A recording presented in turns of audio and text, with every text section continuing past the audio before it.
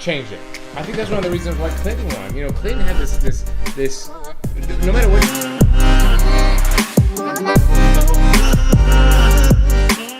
I'll tell you, when we first had this conversation about the letters, you were right.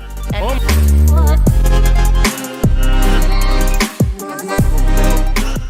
you know, I was just playing it up, and these guys are like, "What? It has a boost." You know, I mean, for 25-year-old guys.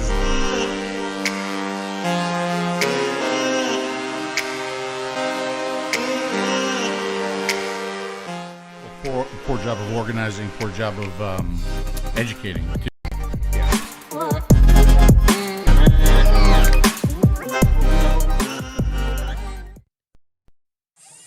And good evening, ladies and gentlemen. Welcome to the DP show, Phil. Oh my, opinions from both ends. You are listening to the DP show. She's so hot. With Dimmy and Phil. She's so hot. Turns me on. Although, I mean, you don't know for sure that she's so hot. I mean, it could be just a voice. Let me live in my fantasy, boy. I mean, what's the matter with you?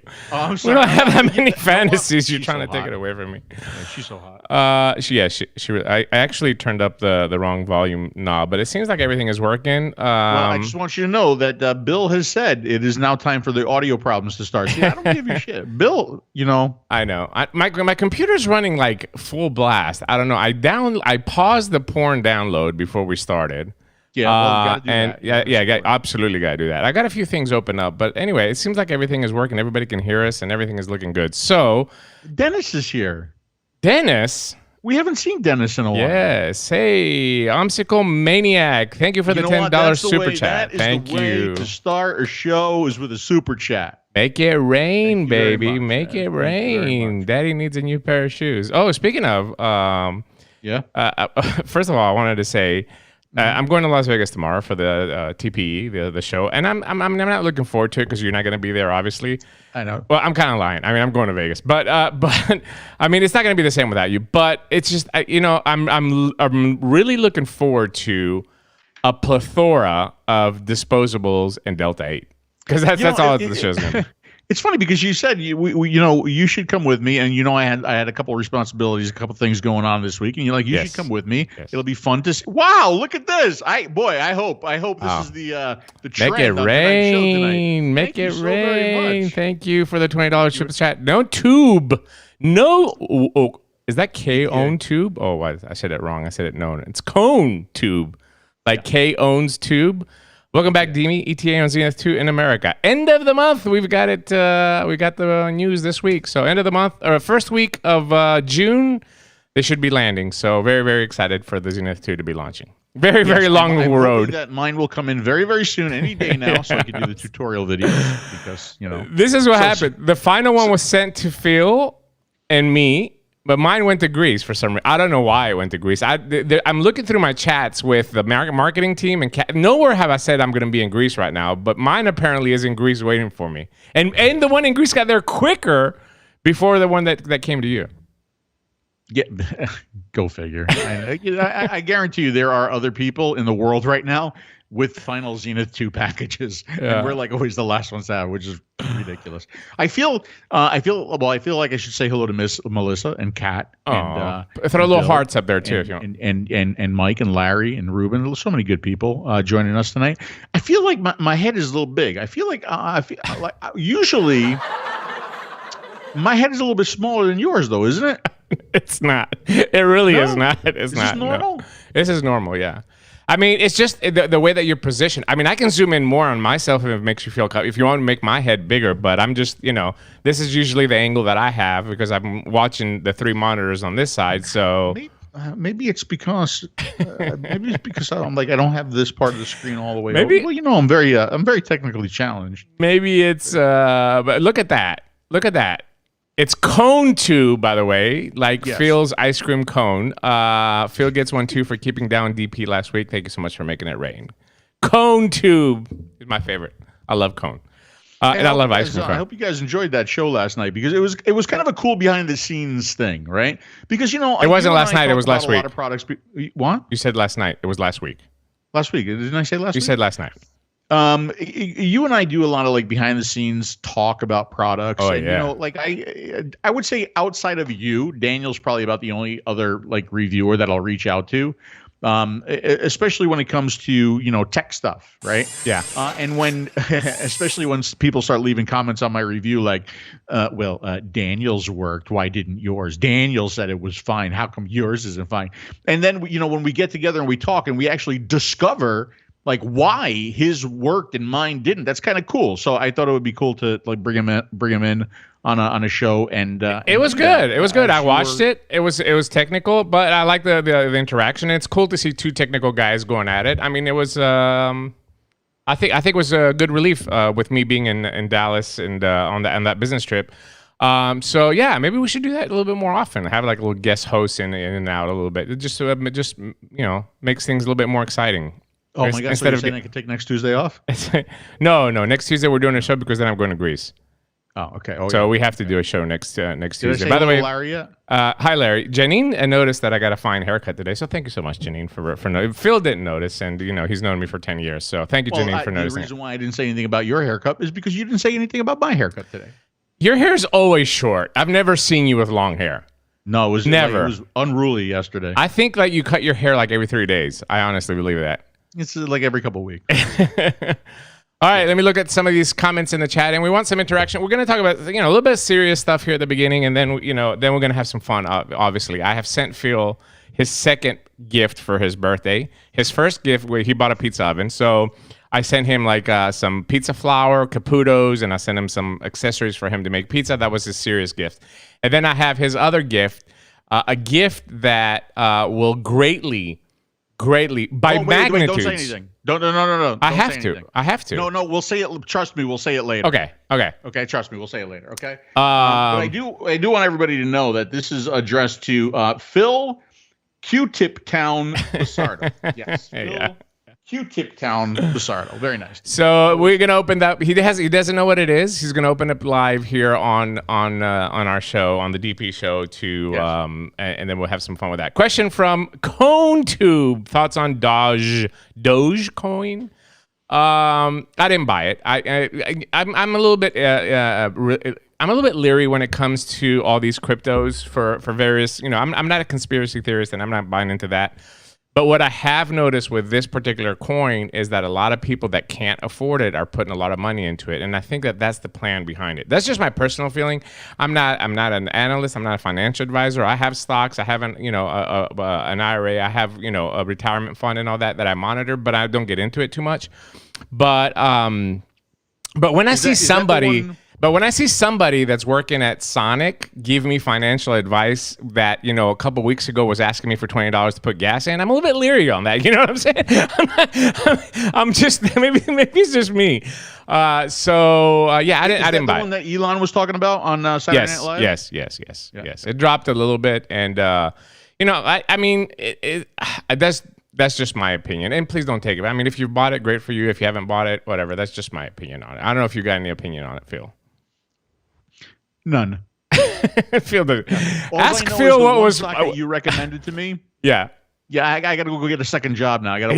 It's dropped. But stick with it. It's going to go up. It's going to go up. It's already going up. It went up. It went up yesterday. I'm actually worried. I talked to my what do you call it? The guy who handles my retirement fund, my 401k, and I'm really concerned about the stock market right now. So I told him to put me in all conservative funds right now. Everything. Yeah. It's gonna. I think it's gonna crash. I think everybody agrees that stuff is gonna get rough at some point. But we've been saying that for a year, and it still has held up. I mean, I know.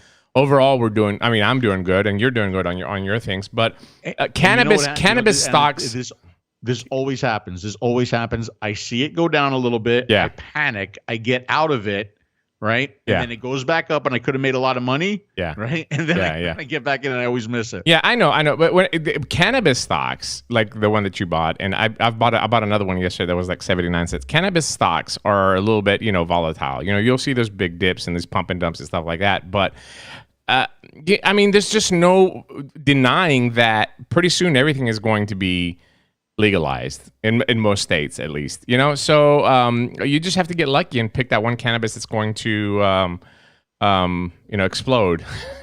it's gonna light up in a bowl. ConeTube with another 5. Thank you so much. Just trying to stir the pot. No, man, we love it. That's what the DP show is for here. We're here to give you opinions from both ends.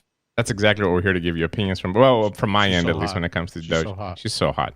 So hot. John, yesterday levedi. Yes, with John. Hi to the guys in Greece as well too. I know we got a few people up in Greece watching us now too. The last time he had long hair, I just got a message. Somebody just told. Oh yeah, I forgot about this one. This is when you had like really long hair too. Yeah, that one's when you had really long hair. But that's the only time I've seen you with long hair. Pretty much it. Yeah, pretty much it. Anyway, so what we're gonna do is I'm gonna be asking some questions to the chat. I want you to participate today because we do have a little bit of serious stuff that I want to get out of the way, and then we can come back and we're gonna have some more fun. Because vaping is part of the show. It's part of our lives, and we're constantly under threats for the last 5-6 years, right? I mean, every morning you wake up. I was just having this discussion with you the other day, Phil. We were invited on Manish and Kanav. Do you remember the name? Manish and Kanav's show in India, and hung out with the Indian vapors there. And we were just talking about it on that show. It's like you wake up every morning and you look at, I have by the way, Phil, a little side note for you, since you're technologically challenged. I have this thing called Feedly. It's an app that you get on the App Store on your phone. I have an RSS feed of anything that's tobacco, vaping, anything that's related in that sector. I get everything that's like published that day, all across the internet. So, I'm just used to every morning waking up and seeing something bad. This is just the way that our lives have been for the last 5-6 years. You agree, Phil? Yeah, absolutely. It's nothing but bad. I don't like to read the vape news. Yeah. And it just makes you depressed. It makes you, so, you got to have a little bit of fun as well too. So we're definitely going to have some. I think, I think people have seen that from me too. I haven't been myself, right? For a number of reasons, but the vape is definitely one of them. It's like, what I said this on the show last week, I think, it's like your baby, right? Oh, no, I said this on the Indian show, right? It's like your baby, right? And you raise your baby, and you're really, really proud of your baby, and you see what your baby is capable of. And then, like, you let them go into the world and they fail, right? They fail miserably. Or remember the crying Indian? And I think I used that example in the past as well with the crying Indian where, it's his land and then he sees his land get polluted and destroyed and, he sheds the tear. That's how I feel about vaping. We have been involved in this industry. We were there for the birth. We were there for the rise. We were there for the plateau. We were there for the fall. Really. And and now we're here for the decimation. Yeah, it hasn't fallen. It hasn't, well, it kind of has. It's fallen. It's fallen. I think vaping, the way we knew it in America, kind of has been decimated a little bit, right? Especially, you can't ship. You got no flavors. Boy, how wonderful would it be to go back to a time where, all of these companies can just, start getting creative with flavors again and start releasing stuff and get people excited. It's just.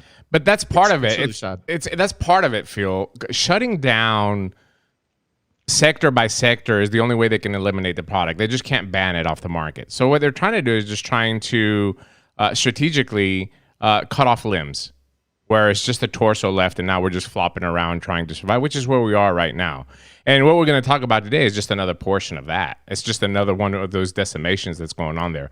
ConeTube says, when will Russ, for the $5 super chat, when will Russ be a guest? That's a great idea. That's a really good idea. But it's gonna. But if we have Russ, I think Russ would. But if Russ comes on, a lot of vapors going to be pissed because everything that Russ was saying 5-6 years ago has come true. It's the guy was, Do you have a Russ stab? You got a little Russ quote for us? Yeah, I got him. I got it right here. Hold on. Here we go. I have it on my second. There are just jerks on the internet who like to talk shit. There you go. That's probably one of my favorite ones. Yeah. And it's so accurate. It's so accurate in the vaping industry. There's just so many jerks that want to talk shit. But somebody said in the chat, doesn't India have outlawed e-cigs? Yes. Yeah, they're banned.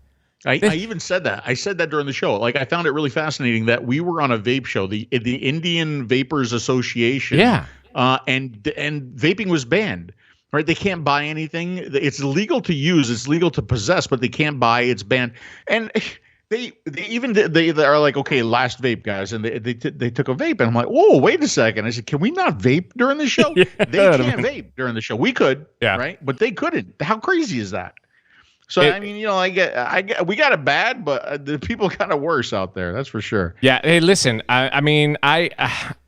You're talking about a country that is decimated by COVID, but also is decimated by smoking deaths. There's literally millions of smokers in India, and not only just from cigarettes, because there's a lot of poor, underprivileged people that are smoking some other form of tobacco that's even worse than regular. Believe it or not, worse than regular cigarettes. I forget the name now. They told us, but they're just like really cheap tobacco, right?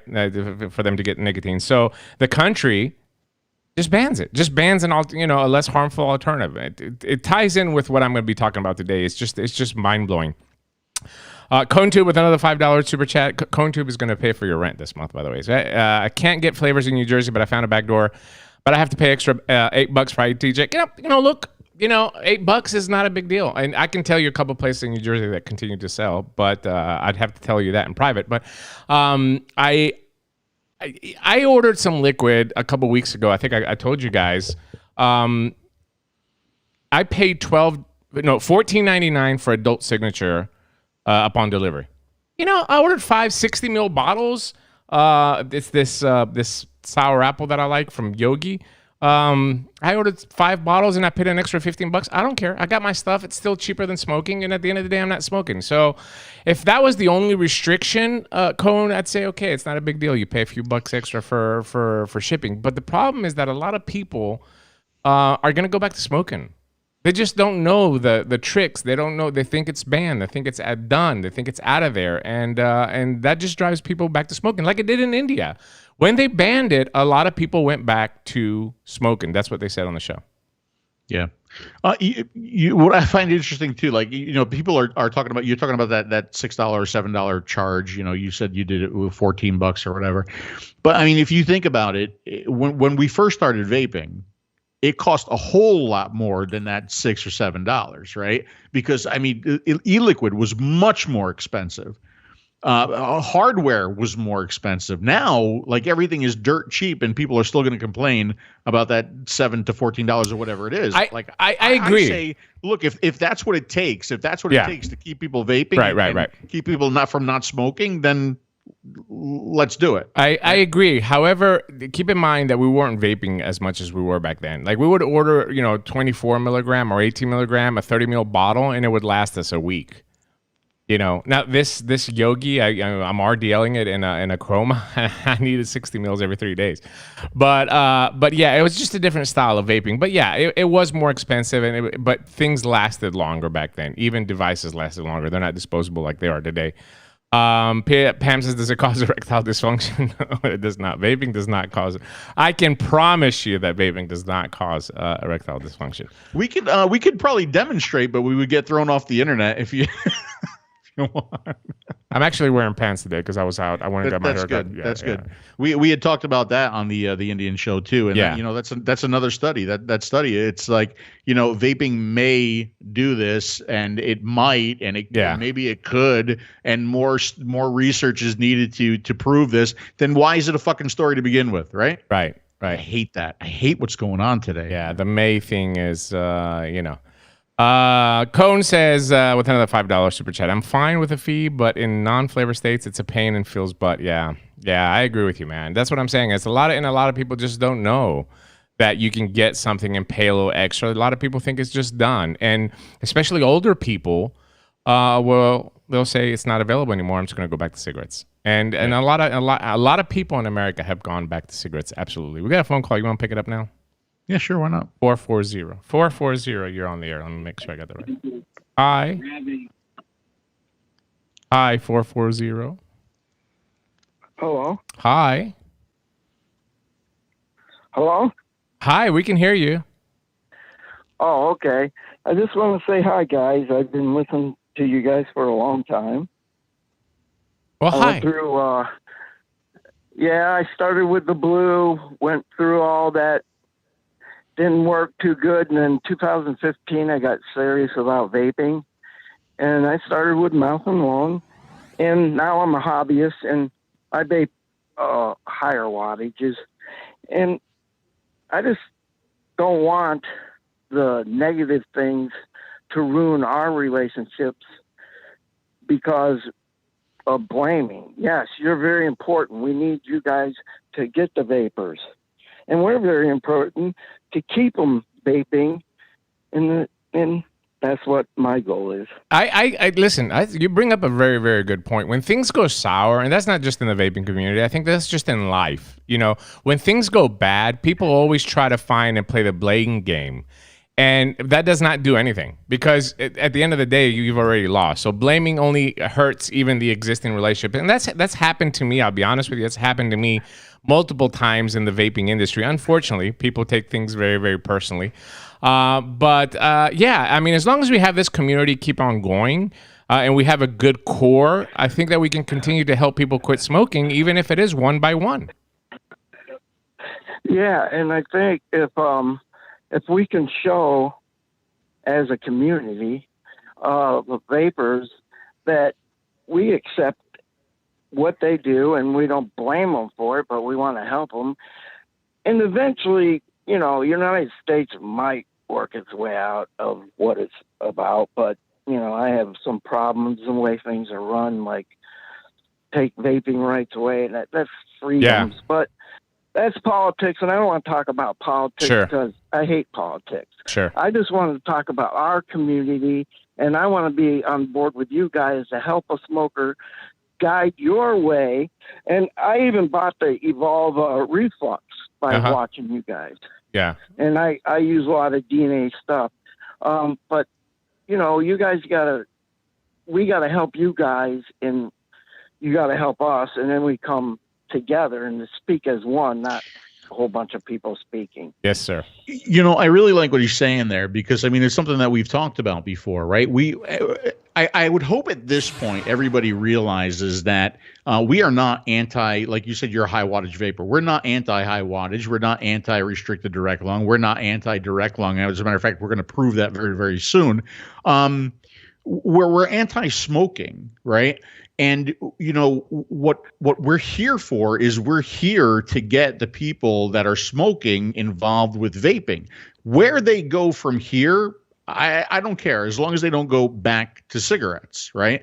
And that's what it should be. It should be like, somebody like you who's a high wattage hobbyist enthusiast should be sending smokers our way.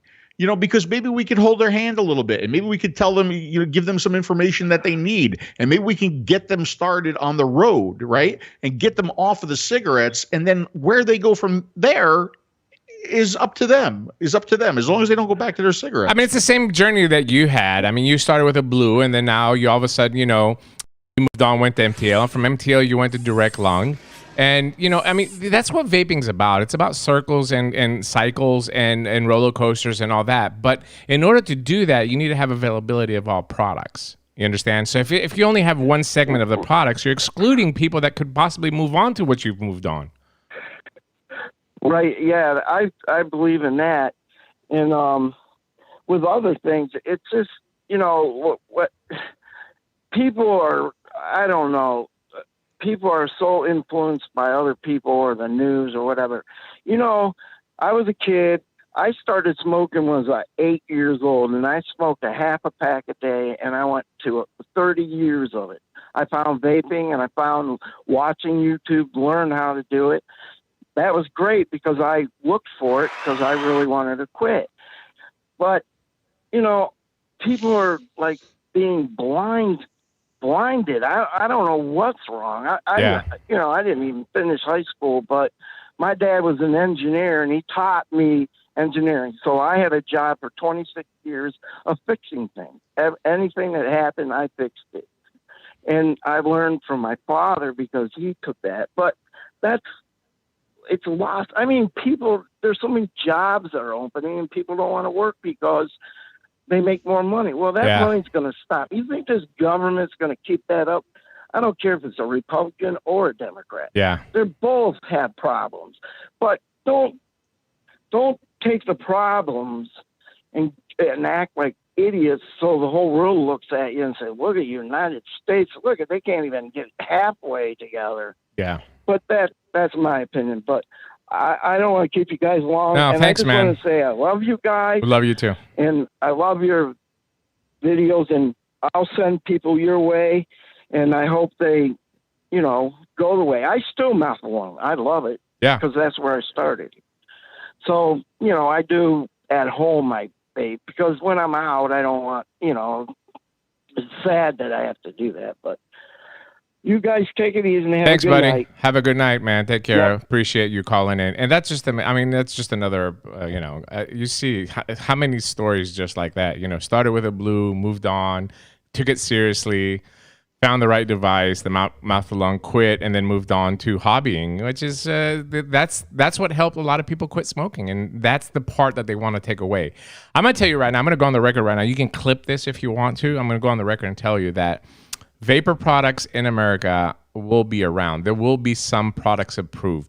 Just the way that vaping today will not be around. I'm just going on the record right now. Clip it, and maybe in a few years you can play it back, Phil, in one of your videos. But that's just the way it's going to be. You're assuming that I'm still going to have videos. If you're doing videos. Mike P with a €5 super chat. What do you think about advocacy groups in the U.S.? What could be done differently? Vaping with Vic says, CASAA is a glorified email service. Hi from Greece. Well, hello from Greece. Well, Vaping with Vic is in the UK. He hasn't, really seen the work that these groups have tried to put in the past. And CASAA is not going to say vaping. I'll tell you that right now. They've been around since 2009. They haven't been able to say vaping, but they are there as a service to consumers that do want to get involved with calls to action and understanding what's going on in their states and their cities. And it's good to have a consumer voice. All the groups in the U.S., whether they're currently here now or have come in the past, have suffered from one thing. And this is the difference in this country versus other countries. All these groups have suffered from funding, right? Because an advocacy group is great only if it's very powerfully funded. That's how it's effective. So no matter who's leading it, I don't care who's leading it. Unless they get money, they're not going to be able to do anything. And unfortunately, all the groups that have come through here have not been financially powerful enough to put a dent in the opposition funding, which is millions and millions of dollars. I don't blame them personally, even though I don't agree with a lot of the stuff that's out there, and I've publicly stated my disagreement with it, and Phil knows. But at the end of the day, if you're not going to support them financially, you're not going to be effective. And that's always going to be the problem. We're not going to be able to match dollar with dollar the opposition. Yeah. That would actually be an interesting show. A couple of shows is have CASAA on, have 𝗪𝗠 back on now that VTA is kind of. Yeah. I mean, look, again, but the problem is it becomes an echo chamber. You know, I was just thinking about this the other day, Phil. I'm not going to say who, but somebody made a tweet. It's a popular person, whatever, celebrity in vaping, made a tweet. Something about vaping and alcohol, blah, blah, blah. And everybody was like, cheering on that tweet and like, oh, but it's a feel-good moment. We made a tweet that vapors saw and related to, and we felt good about it. But essentially, what change have we made? Nothing. We're losing constantly, like step by step, we're losing. We got to break out of this echo chamber. So, I mean, since 2013, when we started the Vape team, or 2012, when was it? I don't even remember. It feels like 100 years ago. We try to get that, and we try to have CASAA on, 𝗧 on. We try to promote what they were doing and all that. But ultimately, the big companies that were making the big money were more concentrated on marketing than they were in investing in the future of their business. And financially, these groups, unless you have very powerful lobbies, be able to run a successful political action committee and donate money and have boots on the ground in various states, and all, you're not going to be able to compete with the opposition that is spending millions of dollars. That's what it boils down to, is just pure money, which, again, will tie into what I'm going to say in a little bit and show you in a little bit. Sally says, does vapes delivered to the U.S.? Yes, they do. It's a little bit expensive, but they do. 𝗵𝗵𝗶𝗹 𝗕𝗂𝘀 says, new series, Mayor of Easttown, lead character female cop vapes an Inikin T21 and 𝗬𝗵𝗶𝗀. You should, is that from Australia? You should message her, Amish, and send her a platform series product, preferably a Zenith 2, maybe, if that works out. All right, one more phone call. Let me take it real quick, Phil, and then send her information to me. I'll take her over. I'm sure you would. Look her up. Is she hot? It doesn't have the name. All right, 551. 551, you're on the air with Phil and Dimi. Hi. Hello. Don't be shy. Join us. No? Maybe? All right, we'll try back in a little bit. So just to go back to quickly to Mike, I appreciate the question and thank you for the super chat. We really appreciate it. But ultimately, bashing CASAA because it's a glorified email service is not the correct strategy. And I don't like when people do that, especially people that don't live in this country and know what has gone out behind the scenes for CASAA all these years to be able to even be around with one paid employee in this entire organization, right? So everybody on the outside wants to be a good critic, but nobody knows what goes in. By the way, this past week, we had a few state wins, Phil. Florida passed a very good bill with preemption. Arizona passed a bill with preemption, and I passed a bill with preemption here in Tennessee. So very, very exciting about that. Tell everybody about your bill. When you say your bill, what do you mean? So what do you mean with the Tennessee Smoke-Free Association, which has been lobbying here in Tennessee since 2014? We have a lobbying team. And then, when bills come, we use our lobbying team and our connections and our political action committee to defend and protect the vaping industry and kill these bills or promote bills that are beneficial to the industry. Back in 2016, there was no law in Tennessee for vapor products to be 18 plus. Cigarettes were 18 plus, but vapor products, there was no law. Yeah, I mean, anybody 13 years old could go walk into a vape shop. So we mentioned that to a legislator, and he drafted up legislation, which we supported, and it was passed. This time around, what we're trying to do is get preemption for localities, cities, municipalities, counties, not to be able to pass laws on vapor products unless they follow what the state does. And you're going to say, rightfully so, why is that important? And I'm going to tell you why it's important. because we saw what the opposition was doing, and they started with California. In California, they tried to ban flavors across the state, and they weren't successful. So what the public health groups did is they went city by city, which is easy to influence a city legislation.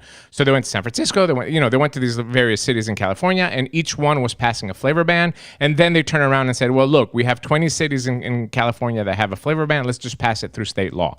So by removing that power to the localities to be able to pass bad laws against vaping, you're protecting the vape stores that are in those areas, and then the localities were going to have to follow. If the state says you have to be 21, then all the localities, the cities, they have to follow that. If the state says you're going to ban flavors, then all of them have to do it. But you can't have a city with, some douchebag mayor that caught his 16-year-old little Tommy boy with a jewel go and pass a law in that city because he can't parent his kid, and it's going to affect the rest of the business. So that was drafted by our lobbying team, and we worked with a few other big other industry stakeholders, I should say, to be able to get enough support for it. And we had to trade off. So the trade-off was where smoking in public places is prohibited, vaping is as well too. So city buildings, stuff like that, where there's no smoking allowed, they're going to include vapor. So that was the trade-off. We gave them that, and then we took preemption from that. And every business owner is very, very happy for that. Very, very successful. Passed through Senate, passed through House, went back to the Senate with an amendment, and now it's signed. It was signed by Governor Lee. So that's really cool. Congratulations. Yeah. So like they wouldn't be able to ban flavors on my street. Correct. Or your city or your county. Right. Or they'll ban young people, but they're not going to ban flavors. Nobody young. So it basically makes them a little bit. It makes it a little bit more difficult for them to kind of act on their own. They have to be. The whole state has to support it. Yeah. Sally says working out, and you can also fight it from only a single point then too. Yeah. That's right. So basically flavor ban, which is the biggest thing for us was flavor bans, because we saw there was some talk in Memphis. Again, the reason why I brought up the situation is exactly what I'm talking about happened in Memphis. One of the city councilors over there caught the daughter vaping at 16, and she started chatter. And thankfully, because we have a very good lobbying team, we caught wind of this. So that's exactly what happens. Then we pass it in Memphis. The next thing you know is going to be Nashville, Knoxville, Chattanooga, then boom, let's do the whole state. So that's why preemption is very, very acceptable. And Arizona was very successful in passing theirs. And Florida, Nick Orlando did a great job in Florida with this bill that came up requiring licenses for vape stores. Was a really, really, really, really good idea. All right, let me switch. We're just getting. Are you calling PAVE public health groups now? No, I mean, what do you think? It's just PAVE, Adrian? It's not just PAVE. It really isn't. American Cancer Society, American Lung Society. I mean, I can go on and list you all these nonprofits that are against vaping, that are lobbying very hard. American Cancer, #1, believe it or not. Campaign for Tobacco-Free Kids, yes, but American Cancer is very, very, very bad. All right, let me pull this up, then I'll get to your phone calls in just a little bit. First of all, my favorite congressman, you remember this guy, right? Krisha douchebag, remember this? I always never call it. He brought in a new bill, and this bill is called, guess what, Phil? Go ahead. End Ends. Oh boy. And it's so smart. It's just brilliant. It's very clever. Very, very clever. End Ends Act to limit nicotine concentration in e-cigarettes and mitigate youth addiction. The majority, this is of course coming from his office, the majority of e-cigarette users are youth and young adults who have both been targeted by vaping companies and are most vulnerable to the potential development issue. I put a picture up here and reread that. The majority of e-cigarette users are youth and young adults. Thank you. I mean, we appreciate it. I mean, I know we look young and all that.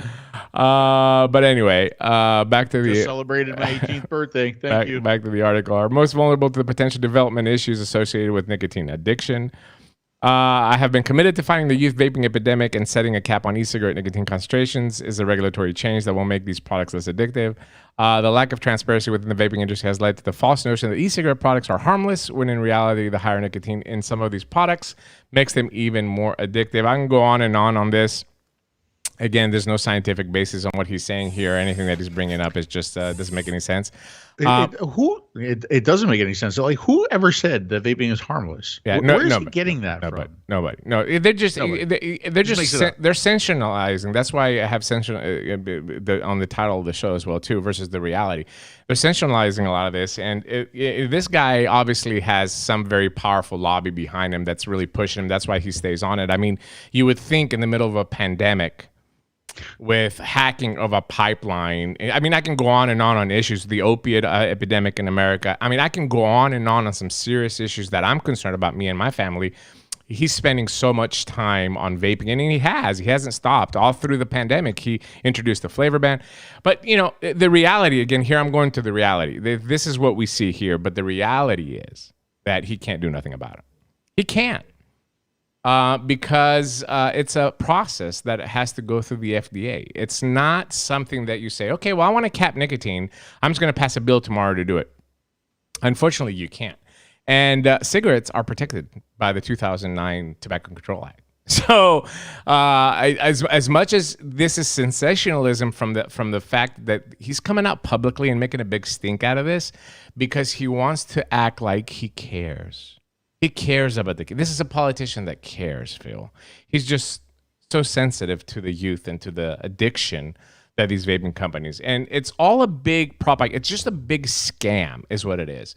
Look at me. I'm trying to do something about it. And then when it fails, she's going to say, well, you know, I didn't get support from the other people, but I tried, and I've tried, and I've constantly tried. It's just something to get press and get people to talk about it and do stories about it and make him look good.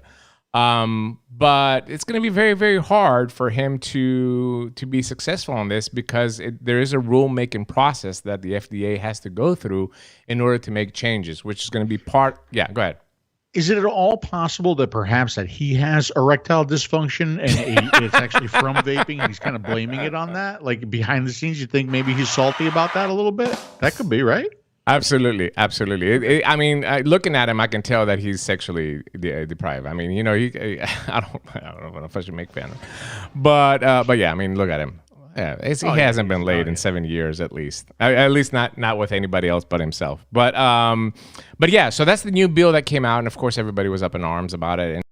And listen, I get it. As the vaping community, you know, you're concerned when you see stuff like that because it's not just vaping that we're talking about here. There is a proposal with the FDA for lower nicotine cigarettes, and they have taken it a little bit seriously. And we're hearing more about low nicotine cigarettes, which, you know, I'm not a scientist, and you know, I don't have the science behind it. I just have common sense. If I need nicotine and there's lower nicotine in cigarettes, what do? I do exactly what you do in vaping. When you drop nicotine in vaping, you vape more, right? Because your body is saying, I need more nicotine. You do realize that if you think about this, if you really think about this, what does lowering nicotine in cigarettes do? One, it sells more cigarettes. Two, it causes more cancer. Correct. Really? Correct. Absolutely right. And that's just common sense. I mean, that there's no scientific, I'm not, you know, we're not claiming it, but I think if you do studies, and I think there's been a few studies done in vaping where it shows that people that have dropped their nicotine level have increased the quantity of what they vape, which makes absolute sense. Your body self-titrates. If you need more nicotine, you're going to vape more. If there's a higher concentration of nicotine, you're going to vape less because your body's taking too much nicotine inside. But as far as this bill is concerned, just put it on the back burner right now. This guy has not passed anything. He's attempted many times, but he has not been successful. You know, I mean, I just said that when it comes to cigarettes, but when it comes to vaping, I'm kind of like I'm kind of torn when it comes to vaping, right? Because, you know, there are these people that say that they need, you know, the 50 milligram to stay off of cigarettes, but then also the 50 milligram kind of attracts the kids. It causes initiation. They get that head buzz, which I think is attractive to the kids. So, you know, in cigarettes, we know what it's going to do, but in vaping, I'm kind of torn with a nic cap. Yeah. Right. Yeah. We've talked about this many times on the Smoker Show. If you want to go back and listen again, it's not our job to determine what that number is. It's the government's job to determine what nicotine is sufficient and less harmful alternative nicotine products to help addicted smokers quit and transition and what level is acceptable not to cause initiation. I don't have that number. And every time that I try to throw out a number, I get attacked either from one side or the other side of the vaping industry. So I'm not going to put that number, but that's not my job. The job is to make these products available and have, you know, make sure that there's an again, that ties into what we're going to talk about in a little bit. I know who Cone is now, by the way. Let's just go ahead and bring him up. 551. 551, you're on the air. To help addicted smokers quit. Close your computer, Chris. Hello. Hey, what's up? We can hear you. Either from one side or the other side of the vaping industry. So I'm not going to put that up there, but you would think you would know how to use a phone by now. Available. All right, I'm gonna put him back on hold. We tried. Let me. Well, I tried. I tried. Do you know who it is? Yeah, I know who it is. I know it's a nice guy. All right, let me switch to the. Hold on, a little public service announcement. Tonight's episode brought to you by Watermelon Peach, the #1 best-selling flavor in the unsalted line, and by Cone tonight, kicking in on those super chats. Thank you very much for that. Okay, Lancelot says, "Does anyone know how long nicotine stays in your system? I'm getting surgery and I have to stop vaping. Just wondering how long before I should do it. I did not stop vaping. I did not before my surgeries, both times when the doctor told me not to. It's just not. I mean, it's not. It's you don't have that presence in it as cigarettes. You can lower your nicotine or even vape zero if you want. Probably about a week, if you can't give it up completely. Just switch to zero, just enough to get the sensation. All right. The other big topic that came out this week. The other topic that came up this big week, of course, is the announcement by the FDA to go after menthol. So here's a little story set up. Wants people to put out menthol cigarettes once and for all. News 3's Sacra Gray has more on how a potential ban could impact gas stations across the valley. For the Sunoco gas station on Highway 280 in Phoenix City, cigarettes are a big seller, second only to gas. Of those cigarette sales, the #1 product is Newport menthols. Oh, I sell a lot when it comes to menthol cigarettes. I do about 20 cartons a week. And when it's time to order again, I just want to put out there, she sounds like she smokes Newport menthols, by the way. Just want to put that out there. Actually, I'm very attracted to her. I am. Sometimes I'm not gonna lie. I really don't have anything left. So Newports, menthols are definitely a big sell here. In a statement, the FDA said, quote, "This decision is based on clear science and evidence establishing the addictiveness and harm of these products and builds on important previous actions that banned other flavored cigarettes in 2009. Mainly, a lot of my customers are speaking with me on it and giving me a lot of negative feedback from it. So I definitely can say my customers. Okay. Oh.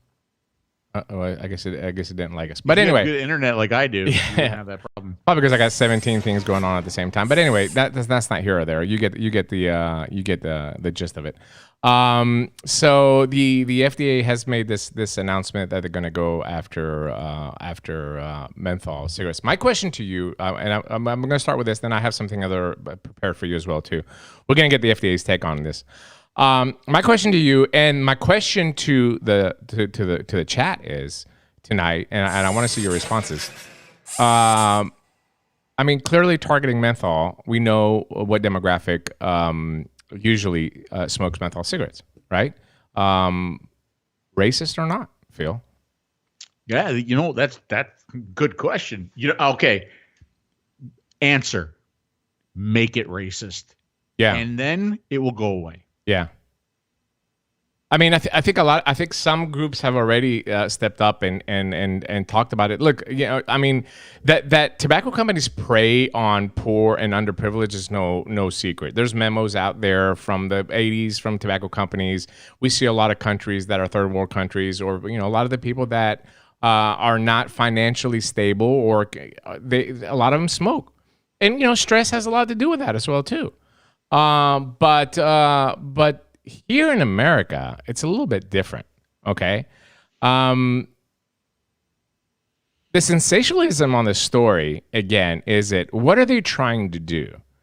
Are they trying to help black people? Are they trying to save the youth or the initiation? Or is it another echo chamber, or these groups coming out and saying, oh, look what we're trying to do. We're trying to improve the public health. We're trying to save people's lives by doing that. In America, you're not going to be successful. I mean, the black market is going to go rampant on this. Can you imagine if they ban menthol cigarettes tomorrow? I mean, you talk about riots. Riots. They're going to burn down this country. It's going to be crazy. Mowgli says, I'm going to get some of these chats here. Mowgli says, obviously racist. Green-eyed lady says, racist 100%. Kid Bass says, going after menthol is racist. Well, you know, I mean, considering the fact that everything today is considered racist. I mean, everything today is considered racist, right? I'm surprised that that flag hasn't been waved yet on this issue. Yeah. Because it's pretty obvious to me. It is anyway. I think it's going. I mean, I think there's going to be an uproar on this if it progresses, because it really hasn't progressed yet. This is just an announcement, and you're going to hear from the FDA why they're doing it here in a little bit. John Haymaker says you can buy menthol wraps for cigarettes. You know, that's the mind of a vapor. Like immediately when we hear something that's wrong, we always have a solution for it. Yeah, there's crystals you can put in. There's workaround filters. Yeah, there's all kinds of stuff to do. But that's just how the mind of the vapor works. Like when we have a problem, immediately we'll find a workaround solution for it. It will create a black market. We should get Brett's take on why it's not racist. Brent says it's not racist. Yeah, I'd love to hear it. Give me a reason. Call in and say why. Give me a reason. What does it mean? Pam says banning menthol will only increase sales of every other kind of cigarettes. It will not encourage anyone to quit. I agree with that. And I think I think we're seeing this again. I think we're seeing this with vapes. If you ban vapes, people are going to go back to cigarettes. It's not like you're going to ban vapes and people are going to stop, or kids are not going to initiate. Kids are going to initiate with cigarettes. We saw last year a dip in the numbers of youth vaping, but if you ban the product, what's going to happen? When that youth wants to get nicotine, it's going to go back to cigarettes, right? So banning has never been the solution for anything. It just creates black markets. It creates dangerous situations for consumers. You'll have bathtub menthol creators at some point, I guess. I don't know. Meet me in the corner and I'll give you some menthol crystals. I don't know. By the way, we are changing the name of our submarine to the SS Menthol. I don't know if you know that, but we're going to be leaving port soon. I have 1,600 cartons of Newports down in my basement right now, and I'm gonna remove the poker table. I'm building up my stockpile. I'm removing my poker table, and I'm gonna start stacking it up with. I'm gonna make little brick houses of Newports. What a great idea! I can just see it like a year from now. Hey man, I got some Newports. They're a little crunchy. But they're Newports. Bill says it's just an excuse to sound like they're trying to protect people. I agree with that. That's a sensationalism versus reality that we talked about in the topic of the show. The ACLU came out and called it racist, and Stanton came out and called them paid shills of big tobacco. Yeah, I mean, Stanton at this point, that's all they do. If they ban menthol, there will be many back doors to get menthol in cigarettes. Absolutely, I agree with that. Menthol is banned in the UK. People went to vaping. But you have that choice. I mean, if it's a characterizing flavor, if the FDA makes it a characterizing flavor, they can ban it from vaping as well, too. What makes you think that they would stop there? And what I'm going to play in a little bit, you're probably you're going to get a little bit more concerned about it. All right. So this might be the opportunity that we're looking for, D. Like a menthol filter that you put your standard cigarette in and it just becomes a menthol cigarette? That exists already. Does it? Yeah. I'm pretty sure that it exists. But again, where are we going to sell it is the problem. We can't commercially sell it, so we'd have to sell it from the submarine. That's the problem. So what happened is, I don't know if a lot of people knew this, but the FDA, apparently not a lot of people knew about it because it only has like 1,400 views, but which is funny. But at the end of last month, the FDA had a media call to talk about this particular subject, and the acting FDA commissioner that was appointed by Biden, Janet Woodcock, was on the phone call. She wasn't very talkative. Obviously, she's new coming in there, and the old dog, as Mitch Zeller, has been there for many, many years. He answered most of the questions, but I want to play. I've got some timestamps here for you because I want to play some very. We'll have this link in the description. You can go if you want to. It's a half an hour. It's very. I like listening to stuff like this because, you know, it kind of gives me. I know what the FDA is doing at this current moment, which changes every few months. But I want to start off by playing first of all the reason why they say that they're going to ban menthol in cigarettes. The director of the FDA Center for Tobacco Products will also provide brief remarks. After the remarks, we will move to the question and answer portion of the call. Reporters on the call will be in listen-only mode until we open the call for questions. As a reminder, this audio call is being recorded and live streamed on the FDA's YouTube channel. When asking a question, please state your name and media outlet. I thought I had that timestamp. Also, please ensure questions pertain to today's 57. announcement and limit yourself to one question. There we go.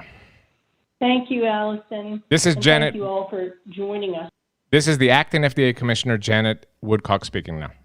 today on the call. Today, the FDA announced its commitment to advancing 2 tobacco product standards to significantly reduce disease and death from using combusted tobacco products, which are the leading cause of preventable death in the United States. Within the next year, the FDA plans to work toward issuing tobacco product standards that will ban menthol in cigarettes and ban all flavors, including menthol in cigars. This decision is based on clear science and evidence establishing the addictiveness and harm of these products and builds on important previous actions that banned other flavored cigarettes in 2009. With these actions, the FDA will help significantly reduce youth initiation, increase the chances of smoking cessation among current smokers, and address health disparities experienced by communities of color, low-income populations, and LGBTQ individuals, all of whom are far more likely to use these tobacco products. Cigarettes are the only legal consumer product that, when used as intended, will kill about half of all users prematurely. The vast majority of the 480,000 tobacco-related deaths in the U.S. every year are due to combusted tobacco products. Many more live with disease or disability as the result of using these products. The actions we're announcing today will help tackle the ease of initiation and the challenge of quitting these deadly products. All right, so that's the reason why they bring up, Phil, of why they're starting this initiation. And again, people went off the deep end. This is a process that could literally take. We might not even see it in our lifetime, but it will take years for them to go through this. And that's the sensationalism versus the reality. Again, the sensationalism is a good headline story, Phil. People see it, they click on it. People are like, oh, the FDA is going to ban menthol. It just doesn't happen. If we've seen anything from the FDA since they announced the deeming regulations in 2014, it's taken them 7 years, and they still have not, gone through a full PMTA of a vapor product. So it's just not going to happen overnight for various reasons that I'm going to explain. But number one is because the process of them going through the rulemaking process to make this suggestion will take forever, including legal challenges that they're going to face. But more so, again, she brings up the communities of color here, and I can't help but at some point, especially this administration, not to make this political, but you have to, because I'm a facts guy, and I looked at the facts, and I saw this last election had a huge African-American population come out and vote. And that's one of the reasons why the Democratic Party got elected. If you look at Atlanta, if you look at Georgia, if you look at some of these other states and look at the numbers of the people that turned out, a lot of these people smoke Newports. And here you have an administration that's saying, hey, we're going to come out and, that's one of the reasons why I think it's going to happen. They're going to lose the next elections for sure. But more so than that, it's just like, I find it racist. That's just my opinion. I find this thing racist. I don't think that there's anything in this that has science that they can back up to justify this position. Unless science is may, or using those words that you said earlier, Phil, may do this, possibly could have this. How come? That's not real clear science, right? Okay. So let me just comment on this. I understand where she's coming from. I understand her anger. I understand that she's probably not a very happy person. Her name is Woodcock, right? So clearly she was picked on her entire life, yeah, right? Absolutely. So I'm sure that added to a lot of the negativity that we hear there. But isn't this kind of what we see over and over and over again from the FDA? Hey, we're doing this. Okay, we're going to take care of this for you. And then they kind of drag their feet, or they don't enforce, or they don't follow through. I mean, this is what we kind of see over and over again, because if you pull menthol cigarettes off the market, shit's going to hit the fan, right? There's only so much, I think, that the American people are going to take before we get pushed too far. Absolutely. Right? Would you agree? Absolutely. I think it's going to reach that point where people are going to revolt. I find it really interesting because what I said earlier about this is Mitch Zeller, after this introduction, they were taking questions from the media. So if you're a reporter, you can call in, they put you in a queue, and if you're lucky, or if you have it in with the FDA, your question is going to be answered. And, when I first heard about this, Phil, unfortunately for me, I've read the Tobacco Control Act for the PMTAs, unfortunately, and it's not pleasant. But the first thing I said, well, the menthol cigarettes are protected. Literally, they are grandfathered in under the 2009 Tobacco Control Act, which was a negotiation for them to ban flavored cigarettes at the time, right? The small flavored cigars and the cigarettes at the time. Part of the negotiation to sign the Tobacco Control Act is that they couldn't touch menthol cigarettes or regular cigarettes that are on the market pre-2007 in order for everybody that came to the table at the time, Mitch Zeller and Mike Myers and Altria and all these big companies sat down. They protected cigarettes and menthol cigarettes. They're under the tobacco. I mean, it would take literally an act of Congress for this to be overturned if it goes that route. But that question was asked by a reporter that called in. I want you to hear what Mitch Zeller had to say in his response. Very, very diplomatic little douche here. Menthol acts like a drug. Got to hit my timestamps, Phil. Help me out here. 13. It's okay, brother. Here. Thanks, Dr. Woodcock. It's a fair question, Matt. But, we are here today to tell you what the agency's intention is now, and that the target is to publish these two proposed product standards as proposed rules. And again, maybe you missed the question. I'm sorry, but the question was, again, aren't they protected under the Tobacco Control Act? And what he's saying is it's a fair question, but what we're telling you what we're going to do now, right? Within the next year. You are right that when Congress passed the Tobacco Control Act in 2009, it exempted menthol from the ban on what the statute calls characterizing flavors in cigarettes, and basically said to FDA, you figure out what to do about menthol. That's not really what it says, but that's a diplomatic answer. Again, what he's trying to say here is that, yeah, you kind of caught us there because, yes, they are protected under the 2009 Control Act. They are grandfathered inside. But since we have control over tobacco products, we can make suggestions. And that's what the FDA is doing here. Did you have a question, Phil? No, go ahead. Okay. We met all of the obligations that we had there, such as convening our Tobacco Products Scientific Advisory Committee, having that committee issue a report. In 2013, we then issued our own independent scientific evaluation of the health issues. We issued an advance notice of proposed rulemaking in 2013, where we shared the information that we had and asked a series of questions of all interested parties. It's too pat as a regulator to say that these things take time, but here we are announcing an important action that will go a long way to addressing some of the most significant health inequities that exist when it comes to the use of tobacco products. As I said in the remarks, the progress that has been made at a population level in reducing consumption and prevalence of cigarettes and other combusted tobacco products masks the inequalities that exist at a subpopulation level. So, for example, I won't bore you with the rest here. Sensationalism versus realism. This is what we're going for here. So the big we're making this announcement now to let you know that in a year or two, in a year or two, we're going to propose some suggestions. Zero will happen out of this. I mean, this is going to be dragged out, especially from tobacco companies, because guess what? Menthol cigarettes is a big seller.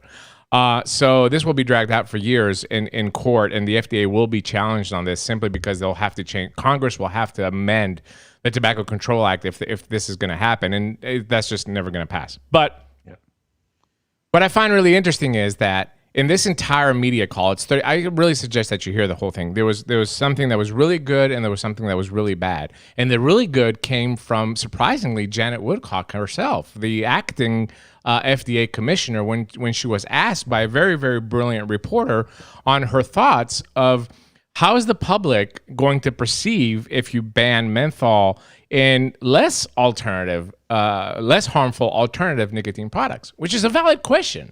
Right? Because, okay, if the FDA said, look, we're going to remove cigarettes with menthol but we're going to allow menthol in vaping because it is a less harmful alternative to combustible cigarettes, that would drive people to switch from a combustible product to a vaping product to continue to enjoy the menthol and their nicotine, but not die, right? That would make more sense to me, right? I mean, am I just too naive to think that that's just common sense? Yeah, I actually have 3 very important observations to share with you. Go ahead. Observation number 1.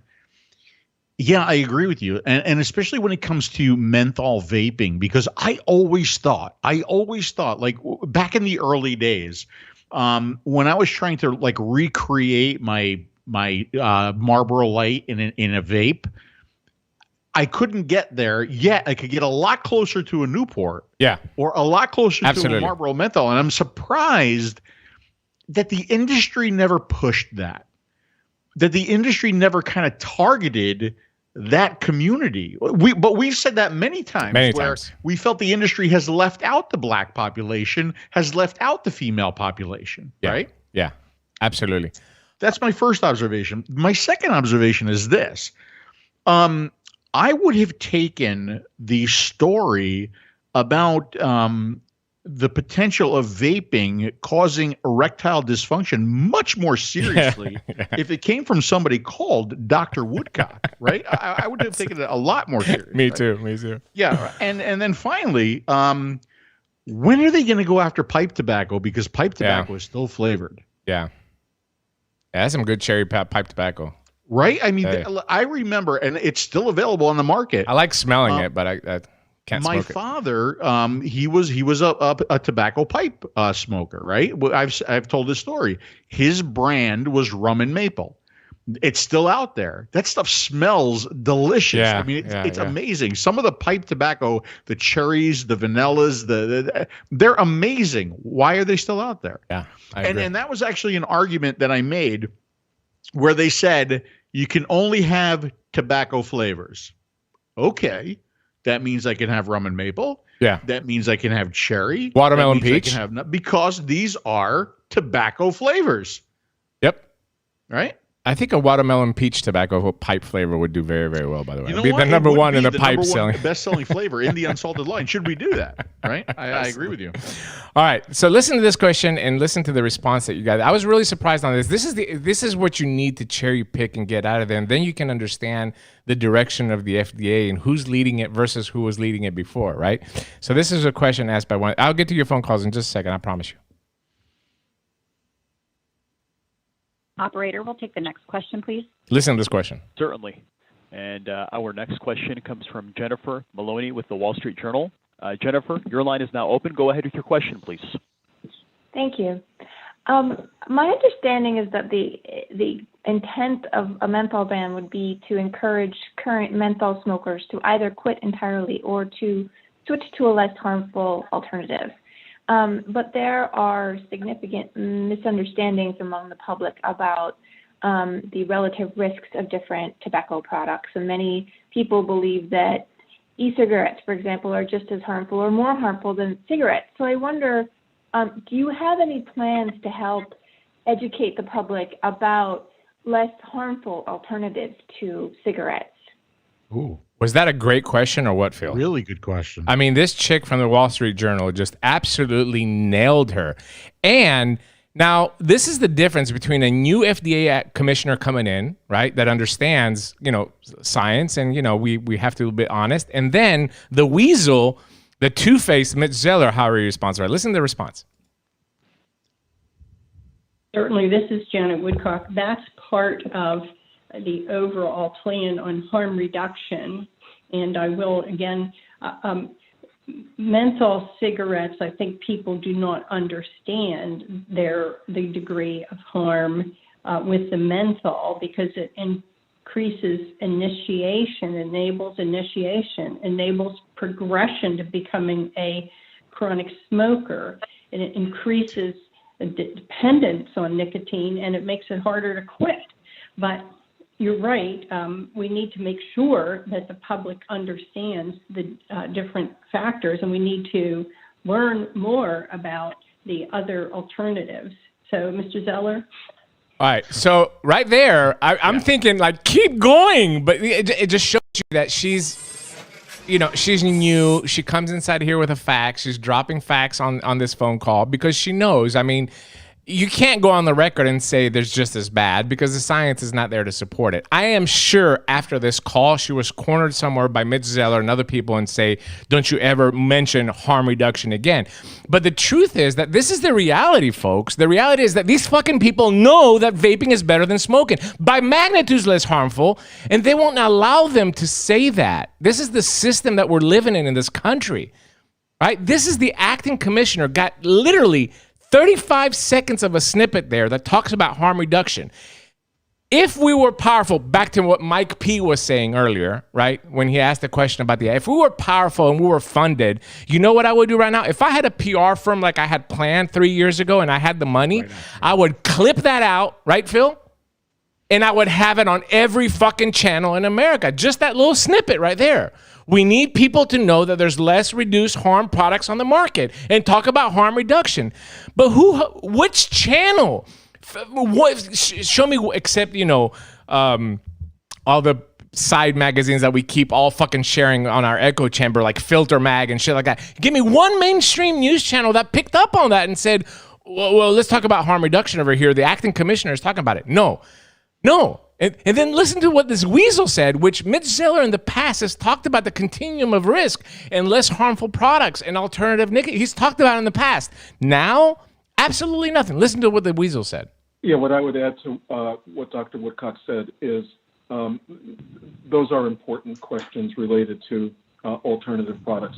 But here's what the public needs to know today, because the overwhelming majority of current smokers are both concerned about their health, interested in quitting, and most of them have made multiple quit attempts, ultimately lapsing and relapsing to cigarette smoking. So there are two important free resources that are available to smokers today for help. The first is a wonderful NCI, National Cancer Institute website, smokefree.gov, which has incredibly helpful information, evidence-based information about quitting. And the second is a toll-free number that anyone in any state can dial, 1-800-QUIT-NOW, and you will be automatically connected to the quit line services in your state so that you know what services are available where you live. There is time to address important questions related to harm reduction and relative risk, but we have a public health imperative right now to help as many smokers of combusted products get off of the combusted products, starting with the use of FDA-approved pharmacotherapy, whether it's over-the-counter or prescription medications. And those two resources that I mentioned are where the health concerned smoker or their friends. I want to take Woodcock's cock and bust them upside the head. I mean, I am just this guy. I mean, you have an opportunity here to expand. You've been in the Center for Tobacco Products all these years. You know these products. You have an opportunity here to expand on that. And what does he do? He directs you to smokefree.gov. Go on there, Phil. You know what it's on there. Pills, patches, everything that's paid for by pharmaceutical companies that fail have a success rate of 3% or lower over 5 years, 7% or lower under a year, and he's telling the American people, this is what you should do. Call the 1-800-QUIT line if you want to quit smoking today. You can first of all, it's the quit or die mentality, right? Yes. You can hear it in his voice at the beginning. When he starts to talk, you could hear it in his voice. He's like, okay, I need to fix what she just said. Right? Exactly right. That's exactly right. You nailed it. He's like, I have to fix what she just said. I have to redirect what she just said. Then at the very tail end, I'm going to sweep what she said under the carpet. Right? Absolutely. Horrible. You nailed it. Just unbelievable. They know. They know. They know there's tobacco harm reduction there. We think it's significant tobacco harm reduction. It doesn't fit his agenda, so he's not going to support it. Oh yeah, Woodcock probably got a. I got one more. And it's that really pisses me off about Mitch Zeller, because he's talked about continuum of risk in the past multiple times. We have him on record to do that, and it just seems like on this call, exactly what you said. He's like, "Well, I got to reel that in." Yep. Because he's under so much pressure. He's under so much pressure from all these groups with the vaping thing that he's really toned down on that. Well, menthol and vaping and flavors in general, right? That's what we're concerned. We're the vaping show here. We're not the smoking show or the Newports or whatever. We're here about vaping, so we're concerned about flavors in e-cigarettes. This was addressed. And again, like I said, you can download this or just go on YouTube and listen to this whole thing if you want to. I'll highly suggest. There's only 1,300 views on this, so apparently nobody really gives a shit about. But I want you to listen to what they say about flavors in electronic cigarettes, and then I'll get to your calls. We need to understand the issue of flavors in e-cigarettes and other ends products in the following way. Point one: we are enormously concerned about the popularity of flavored e-cigarettes and other ends products when it comes to kids. And even though last year was the first year in 3 years where we saw a decline in teen use of e-cigarettes, those numbers are still unacceptably high. And I think, as you all know, we've made a major investment across the center programmatically in trying to deal with that, from ongoing and sustained compliance and enforcement actions against manufacturers and retailers that are selling flavored e-cigarettes or other ends products in a way that targets or markets to kids, to a massive investment in a paid public education campaign to reach the most at-risk 12 to 17-year-olds who are walking around, talk about misperceptions, walking around with misperceptions that e-cigarettes are basically harmless. And Dr. Woodcock can talk about, from a pharmacology perspective, the impact that nicotine can have on the developing adolescent brain. I can tell you from a policy perspective that we remain very concerned about that. And then the third programmatic area where we will address flavors in e-cigarettes, as you heard Dr. Woodcock say, is as we are now beginning the scientific review of all those applications that came in by last September. But let's pivot back to today's announcement. All right, so I'm going to take a couple things from this. Well, number one, when somebody that is in charge of regulating a product says unexpectedly high, like we cannot accept, even right now, the amount of youth that's vaping. That's not a good thing for us. There's nothing good that can come out of that statement. That means that as things stand right now, and we have PMTAs inside, which he talks about in the end in the third problem, as we have PMTAs inside, according to the FDA, there's just an unacceptable number of youth that are vaping. And according to his words, flavors is the reason why kids are vaping. I mean, you clearly heard that. Mm-hmm. And in his third step, he says, well, and we're going through that process now as we're beginning scientific review of the PMTAs that have come in. So now they're at the stage where they're going to look at the scientific data and make a determination. That's not good for flavors. I mean, I don't know how to make it as easy and not to, depress you even more of what we've been depressed. But to me, that goes to show that no matter what you do, that the FDA is not going to accept flavors in vaping. Now, are they going to be able to accept menthol? As far as it's not a characterizing flavor, right? So they'd have to change the entire, which again is going to take years, sensationalism versus realize. It's going to take years for them to change menthol and make it into a characterizing flavor in order for them to apply that to vaping as well, too. So we have the possibility that menthol vapes will be accepted, tobacco vapes will be accepted, but flavors, ain't not looking very pretty, Phil. That's all I'm going to say. Based on just what I heard right there. Yeah. Would you agree? Sound good. That sounds like a federal flavor ban. Yes. That's exactly what it said. Well, and it's not really a flavor ban. It's just that nobody will get market authorization to sell flavored products in America. I mean, that's what I got out of it. So, which is ridiculous. I mean, it's so easy to solve the problem. All vape shops become 21 and over. I mean, you know, there's ways that we can do this. Keep it out of the hands of the kids. It's going to be in the hands of the kids anyway, right? And keep it in the hands of the adults. Yeah, it's the only way that would come out and say vaping is better than smoking. We encourage adults to use it to quit smoking. That would end everything. And it costs zero. I'm seeing some of the, I don't know if you remember back in 2019, there was a study done. People, like literally millions of dollars are being spent on that. Perceived relative harm of using e-cigarettes. The conclusion of this is if people think e-cigarettes are just as bad or even worse than cigarettes, they're not going to switch to them. That's the conclusion. U.S. adult dual users of e-cigarettes and cigarettes who perceive e-cigarettes as less harmful than cigarettes appear to be more likely to switch to exclusive e-cigarette use. Right? This was a study done. Like, this is common sense, folks. Why do you need a study? Of course, if you come out and you tell people it's less harmful than cigarettes, people are going to try it. But if you're telling people it's just as bad, or if it's going to cause a volley, or it's going to cause popcorn lung, or it's going to blow up in your dick, or whatever, people are not going to switch.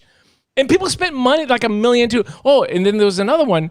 I just posted it on my Facebook the other day. I just want to bring this up really quick, just a second, just to show you. I just thought about this in my head, and I wanted to bring it up real quick. Let me just pull this thing up here. So this guy from NIH, he just got a grant for addiction research for $1.8 million, right, from the National Institute of Health, Phil. And I did a little calculation in my mind, right? So if me and you had $1.8 million, we can get a good starter kit. Let's say a Zenith, a Chroma Z, a couple bottles of liquid, and a 5-pack of coils. We're looking at $80 all in, right? Would you say that's a good starting, right? Absolutely. So if we take 1.8 million and divide it by 80, we could help 225,000 people quit smoking tomorrow. Well, I mean, at least we can attempt to, even if half of those quit, if 100,000 people quit tomorrow with this grant, the net benefit public health gains from them not getting sick or dying or tagging on the system and it goes on is in the billions just from 100,000 people. It's in the billions what we're going to save the government. But what do? They take a couple $1 million and give it to this guy to come out and tell us what? That if adults believe that vaping is just as harmful as cigarettes, they're not going to quit? Thanks a lot. What the fuck are we spending money on in this country? For crying out loud, it's enough is enough. I tell you what, if we had $1.8 million, you know what we would do? Nobody would ever know because we would go away. You'll never see me again. I don't know. We'd take probably, because we'd have to split it, be $900,000 a piece. Then you have to pay 35% taxes on that. So that leaves us what, about $550? That's not enough. We'd have to come back. Shit. We'd have to come back. All right. We can't even buy the submarine for that. 262. You've been patiently waiting on there. You're on the air. Yes. Hey. Can you hear me? Yes, absolutely. Okay.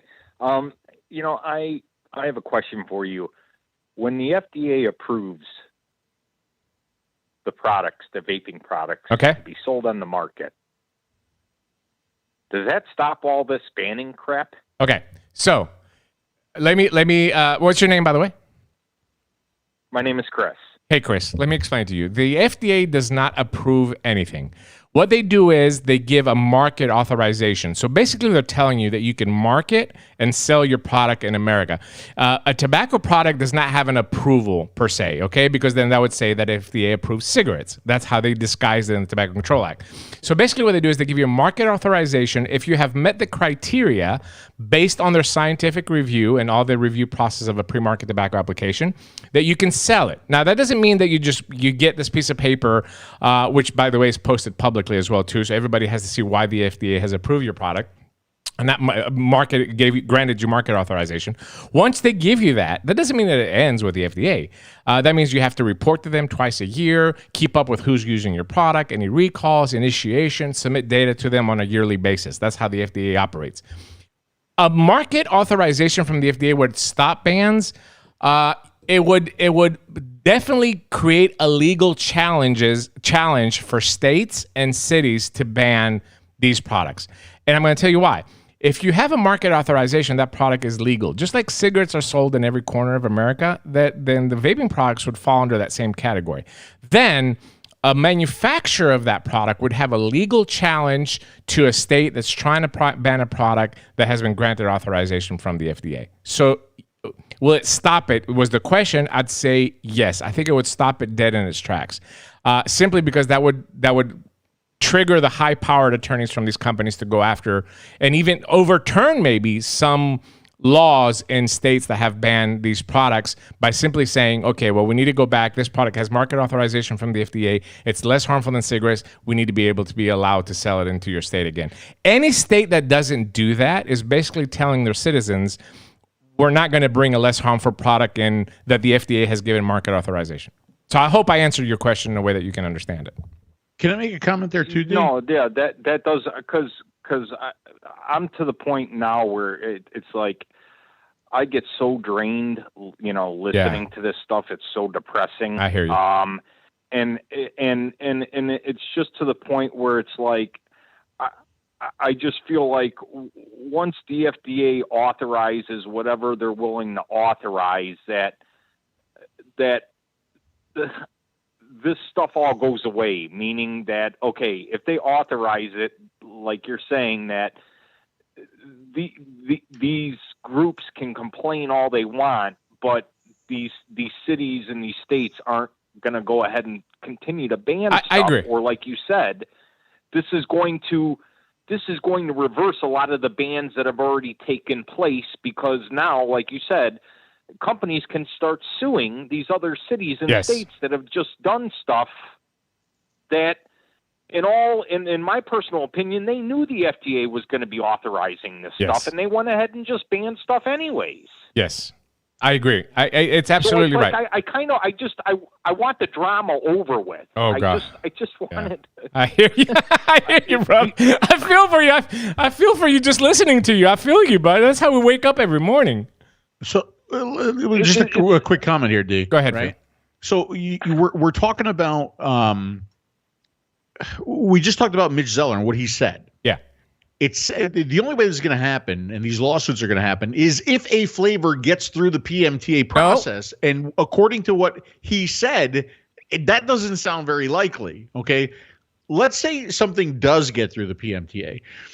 A lot of these states, their flavor bans, in the wording of the flavor ban, it says if something passes PMTA, it can be sold, right? Yeah. Well, the bill has been presented, but it hasn't. I mean, in some states, it hasn't passed in that form. Yeah, but some of that language has been presented by the big tobacco companies. But that's, again, the question that Chris says, it wasn't on flavors, it was on a vapor product. And I never said about a flavor product is going to be approved. I just said a vapor product will be approved by the FDA. Okay. So that poses the other question, Chris, while I have you on here, is that the FDA says to you tomorrow, we approved these products. These are the two products that we have approved. They have met the threshold. They've got a pre-market tobacco application. One's a tobacco, one's a menthol. I'm just saying. This is just an example. These are the two products that would be allowed to be sold, and these products were the ones that are going to challenge those laws. It's not going to be all the vapor products. It's only going to be these products that have been marketed by the FDA. And I'm looking at the chat now. We got a couple hundred people here that are listening, and the people that are going to watch on the replay. I guarantee you, if I go down the list right now and I ask everybody what they're vaping, I guarantee you that everybody is vaping something different. You're not going to find two vapors in this chat. By different, I mean one's going to have different resistance, one's going to have a different coil, one's going to have a different wattage, one's going to have a different flavor, one's going to have a different tank, one's going to have a different RDA. You know what I'm saying? Everybody is going to be different. So the fact that they're going to approve a vapor product is only going to justify our harm reduction stance, but it's not going to be the same way that we're vaping today. So are you saying we're not, like mouth to lung is going to be gone?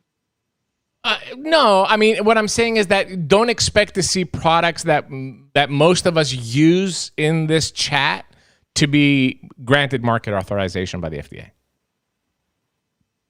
Oh, so like your Zenith tank? Right. You're going to see pods. You're going to see all-in-one systems. You're going to see tobacco, maybe menthol. You're going to see very basic stuff like that get market authorization from the FDA. I think it's nearly impossible that we see an open vapor product get market authorization. Wow. Yeah. So then vape shops aren't going to be able to sell any of this stuff anymore then? Yeah. Well, I mean, they'll sell just a few things that they can sell, and then some Delta 8 and sprinkle CBD on it, and call it a day. It's not going to be the same. They'll be here. I mean, we'll be able to get them, but we're not going to be able to get them, the way that you get them now. It's unfortunate. Oh, so you don't see open tank systems continue? They're not going to be legalized on the market. I don't see that. I don't see that happening. I don't see an open tank getting a market authorization. But simply because I've gone through the PMTA process, they want you to prove that your product and how it works with everything that's available in the market. It's impossible to do. It's financially impossible to do. You have to go through clinicals and scientific work and all that. This is a very expensive process, So, that's so. As long as you know us, Chris, you ain't gonna have a problem getting products. So that's what I'm saying. But it's gonna be a black market. It's gonna be, it's gonna be different. It's gonna be different. Yeah. All right. Okay. Well, thanks, brother. I'm sorry I depressed you more. Right. I'm sorry, man. Have a scotch and a vape and try to have a good night. By the way, I would just like to... I hear you, brother. Thanks. Thank you. All right, take care. Bye-bye. Bye. I would just like to clarify what Dimitri just said, and I completely disagree with him. Actually, everybody in the chat right now is vaping a platform product, and Watermelon Peach, the #1 best-selling flavor in the unsalted line. So thanks, everybody in the chat, for doing that. Absolutely.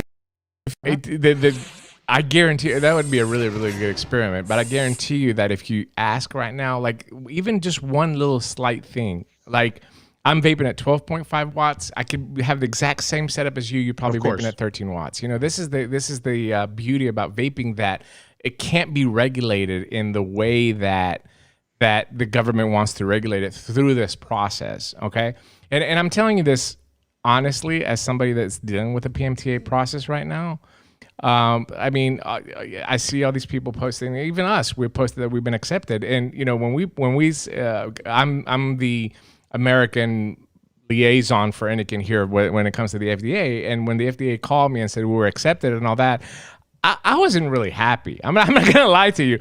And immediately when I relayed it to the Chinese manufacturers, the owners of the company, and we said they weren't happy either, because they know that the next step, being accepted, is nothing but marketing. If there's nothing good about it, that means you're moving into the scientific phase. And listen, if you're a company, if you've got a PMTA, you've been accepted and it's moved on, here's where it goes. It goes clinical, it goes biomarkers of exposure, it goes liquid scientific testing, stability, HP. I mean, it goes into this, that list that is in the multi-millions. That's not good. It's not good being accepted, because that means you're going to the next step, which most likely will send you a deficiency letter and put you off the market. Yeah. I remember the owner Anakin said, "Okay, well now though, what happens now?" Nobody's excited about that, and there's no reason to be excited. All right, let me see what Bill says here. I got another phone call. I'm going to bring it in just a second. Cities and states can and most likely take their sweet time, even if they have to reverse bans. Yeah, I mean, it depends on which product is accepted. Trust me. If it's a Vuse or a Juul or something like that, they'll move fast and tax it, and everybody's going to be happy. All right, 630-630. You're on the air. Hi. Hello. Hello? Hi. You're on the air. Sorry. It's okay. Sorry, I'm on a phone, different area code. It threw me off. I just wanted to make a statement and ask a question. Sure. And it's glad to talk to both of you. I'm from Chicago. I've met you guys at Vape Bash a couple of times. All right. Well, not you, Dimi. You came to one. But that guy, 𝗂𝗍𝗄𝗎 or whatever his name is, yeah, he's in my area in Schaumburg, Illinois. And I saw him at a town hall, and I went to ask a question about vaping, and he shut me down quicker and turned it to it's death, it's no good, it's carcinogens, and I went to try to explain, when he brought up popcorn lung, and they basically told me, okay, next question, and pushed me off. Yeah. That guy does not want to hear anything, neither is Dick Durbin. This is one of the worst states, and this comment is sponsored by the Unsalted Watermelon Peach Menthol line. Will be out in the future. But the vaping stuff we already have, like RDAs, all that stuff, once they do the PMTAs and they're basically not going to pass them, like you said. Our stuff, it won't be illegal, will it? Or no. How does that, like all the, stuff I got hidden in the back room for, the black market in the future, all that stuff will be able to be used still? Possession, I'm sure, will not be illegal. I mean, I'll go on the record right now and say possession won't be illegal. And I don't think even hardware by itself will be illegal to sell as long as you're very smart about how you're selling it. If it does not contain nicotine, the FDA doesn't really care. I'm going to be honest with you. So even hardware itself, I think there's going to be manipulative ways to be able to have it available on the market. So yeah, I'm not concerned about that. Possession won't be illegal. It's just the commercialization of it is what they're going after. They're trying to limit it down to just a few companies that can control it. Then the states can get their tax money. Everybody gets the cut that they're looking for. PAVE gets a little, cut out of that. If they alter the master settlement agreement, and everybody's happy. That's basically how it's going to end up. But the hobbyist side, I mean, India is very strict. I mean, it's not like here. I mean, they catch you there commercialized selling something, you get heavy fines, you can get thrown in jail. And there's still 1 million vapors in India right now. So I think the same thing is going to happen here. You're going to have a black market, and you're going to have a core of this vaping community that's going to keep bringing new people in slowly. And then and things are going to continue. It's just not going to look the same as it looks right now. Can I squeak in one more question? Sure. Nick, the other day, last week I think it was, brought up something from our own government where it showed, I don't know if you saw his show, but it showed where, they asked questions about drug use, about alcohol use. Yeah. And drug use, alcohol use, and sex was way ahead of vaping. Yes, of course. It looked like they asked the questions about vaping, it was minuscule compared to anything else. Why don't, this is probably stupid, but why don't we have, or why aren't more people out there touting this, saying, look, this is from our own government. Here's sex, here's alcohol use way up here, and here's vaping down here. This is your demon. I don't think it's a stupid question. I think it just goes to show you that we're being muted by the opposition that is spending way too much money to hush us. We're not powerful enough, unfortunately, especially now. We were more powerful back in 2016, 2017 when everybody was making, money hand over fist. But right now we're not powerful enough to spread that message past our echo chamber. That's why. We can't get on mainstream and bluntly say what we want because we just don't pay. You have to pay to play. Well, I wish I could hit the lottery and put you guys and a couple other people out there. I appreciate it. On TV, because you guys would probably change a lot of minds with bringing up real science and not their science. But I love you guys. Hey, next time you see Cardi douchebag, throw a cherry pie at him or something like that. Get on TV. That's gonna be good. All right, thanks, brother. Guys, thanks. Have a good night there in Illinois. All right. That caller gave me an idea, and in the background here, I have been working on our new packaging. Okay.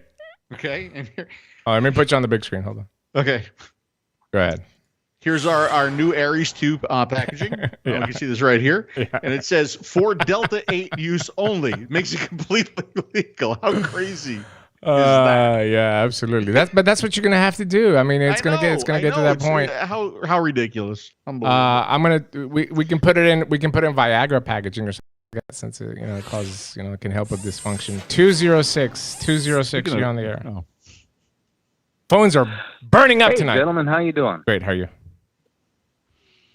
All right. Hey, my name's Robert. A couple of weeks ago, I wrote a little message there on canitasteyourjuice.com.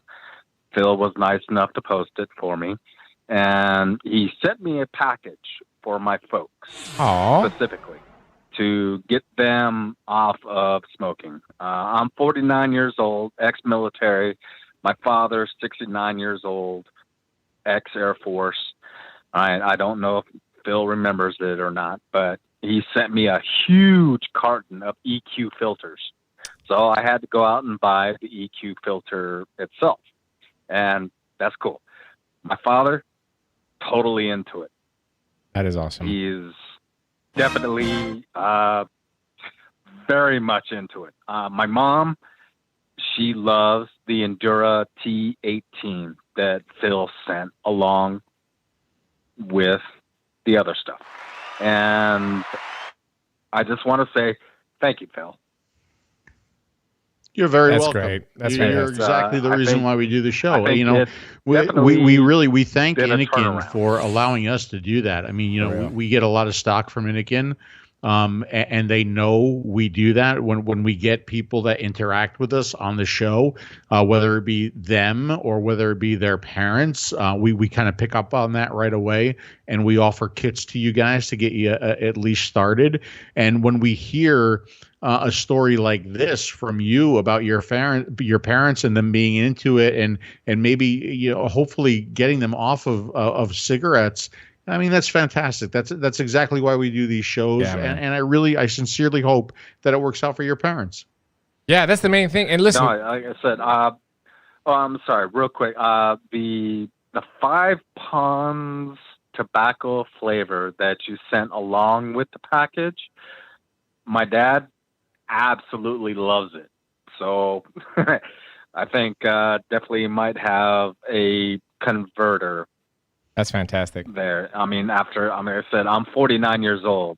My parents have been smoking for at least 50 years. And this is the sad part, right? Really we need to live in a world. We need to live in a world where now it becomes very, very easy for your parents to get their replacements, to get their replacement filters, to get their replacement coils, to get their replacement liquids. That's what we need, because it's very, very easy for them to go to any corner in America and buy a pack of cigarettes. It needs to be just as easy for them to get their vape products. Yeah.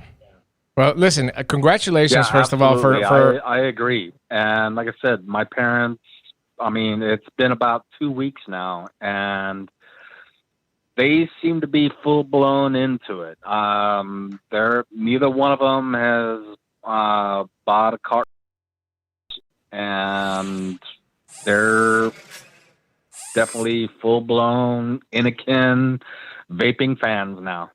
That's fantastic. So, congratulations, man. Hey, listen, Phil did his part. He's a nice guy. He did his part. And you did your part, meaning you're trying to help your parents. Now it's up to them.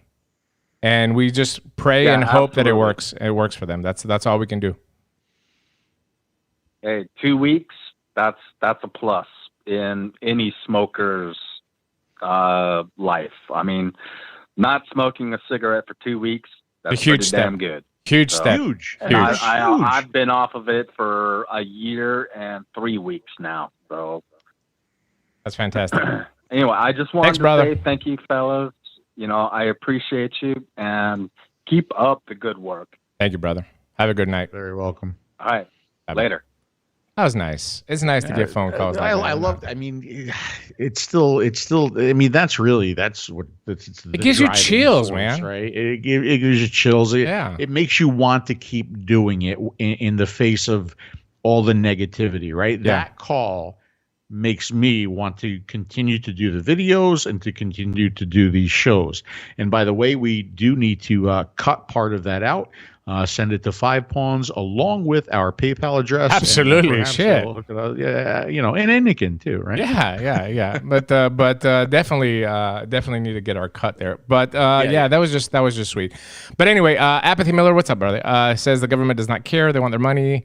Want to be able to control the industry. People don't realize that state economies would literally go bankrupt without smoking, taxes, MSA. Absolutely, you're absolutely right. We've talked about it a million times. We've shown, on the Smoker Show, you can go back and look at some of the cards that Bill had made with how much money is being taken in by tobacco taxes and master settlement agreement every year. I mean, it's mind blowing. And here we are with a budget of CASAA with, $100,000 a year, or SFATA. I don't even know if they could bring in $100,000 a year. We're trying to fight this basically with volunteers, because that's what we all are in advocacy. Well, the majority of us are volunteers in advocacy.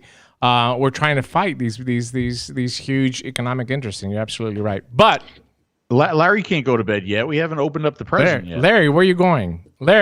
Larry, you stayed up, so you're gonna miss the best part close. for crying out Larry, loud. you're so close. You're this Come close. on, he's probably falling asleep.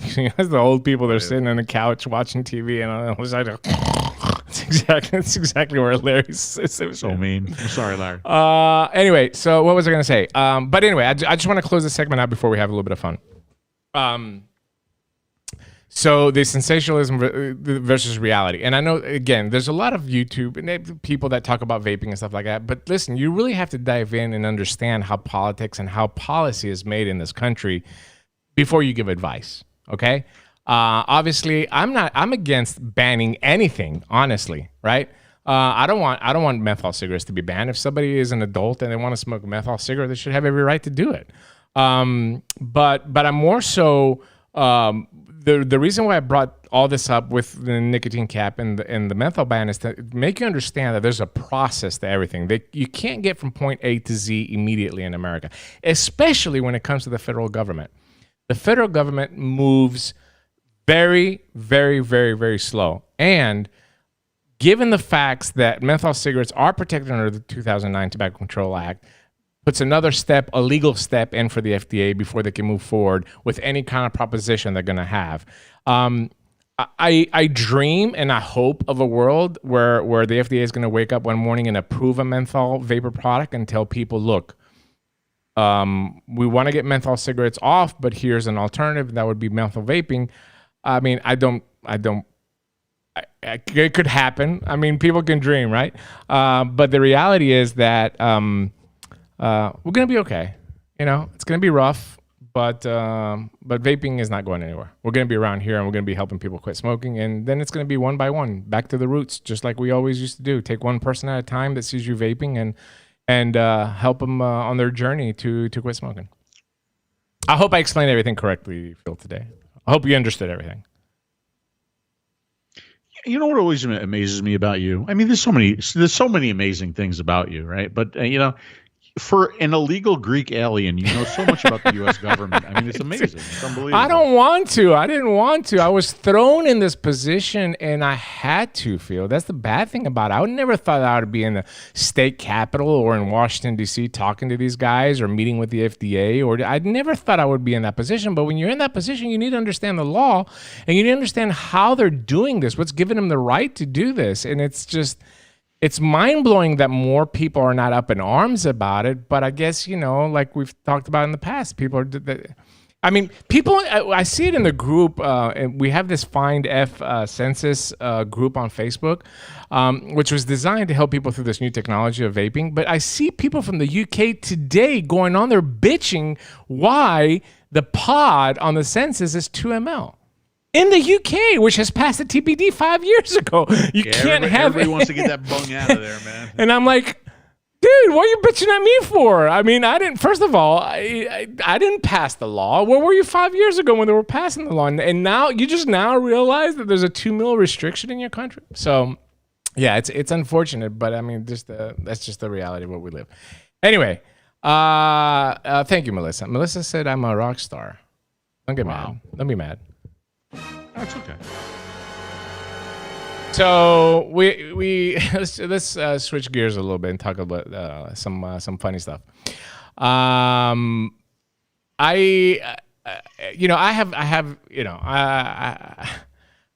don't know if it's a advantage or a disadvantage in my life and in my personality is that, I always look after the people that I love, my friends, my family, mostly my friends because a lot of my family is strange, but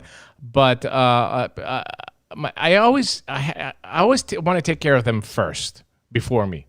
Would you agree, Phil? Oh, absolutely. I mean, I've seen your hospitality when you're here, when I'm there, when we're in Greece. You do a fantastic job. Always feel very, very welcome. Always take care of me. You really have a money is no object philosophy when it comes to your friends and entertaining people. But it's not even about money. It's just whatever I can do is just I want to give. I want to give. And you're very thoughtful too, like in your gifts. Yes, that's part of it. I look after them first before I look after me. That's the way that I live my life. And every time that there is an occasion, I always want to put some time and some effort and some thought into my gifts because I want to make it, personal. I want to know what my friend is needing or wanting or what would make them happy. So I try to put a little bit of effort and thought process into buying gifts. For example, when I was down in Florida, you seemed so excited about this pizza oven, even though you burnt your forehead with it. But you seemed so excited, like you were getting into pizza. So I thought, what would be best than some pizza flour and some pizza accessories, right? Wouldn't you think that's a thoughtful? So before you go any further. Okay, I've actually prepared something here. I was really leading it. Dimitri's final birthday present to Phil. I won't go any further than this first one. Yeah. Here. So if I just click this, so you can see right here. Oh, okay. Let me. You're actually delivering it. Yes, yes. That's me bringing the gifts to your. There's the flour, the pizza flour. It's a special kind of flour. It's Caputo's. a 0 flour. Yeah. It's Caputo. It's supposed to be the best one. I actually read about this. I was going to buy it. Right. See. You gave me it's like a kind of like a pizza spatula. There's the full on pizza like cutter instead of the roller. It's the whole thing. I got a couple of peels here, a couple of pizza peels. So that was the again you just always seem to nail the present. I have more slides depending on what you're going to say next. So then I also wanted to. Because we're getting up there in age, and so I also wanted to enhance and help Phil's sex life. He's my buddy. Okay, so don't get any further. Let me go back to the slides real quick. Okay, let me go back to the slides real quick. Okay. So what Dimitri says is he says to me Monday. You will receive. I can't believe you prepared slides for this. By the way, this is not planned. I have not seen these. He doesn't know this, right? And this is the exact conversation that goes on. And he said, "You should open it live on Facebook." Correct. To which I respond, "Will it get me banned from Facebook?" That's what. Of course, that's what I'm thinking, yes. Right? And Dimitri says, "No." That's right. To which I respond, "Are you sure?" To which Dimitri says, "Yes." And then I say, or Dimitri says this. He says this. He says it will greatly maximize my love life. That's the exact quote. That's exactly right. Right? And then I respond with, "I'm concerned." As you should. To which Dimitri responds with, "Don't be." You can set this thing up. And then finally, he says something else, but I can't put it there. I can't put the last thing that he said there because it'll get us thrown off of YouTube and Facebook and everything else. So I talked to did I do a good job? Absolutely, that was fantastic. Really good. Right? I mean, it's really good leading. I talked to Pat O'Reilly from previously on Fox News about this before I decided what to do, and this is what he said. We'll do it live. Okay. No. We'll do it live. Fuck it. Do it live. I'll write it, and we'll do it live.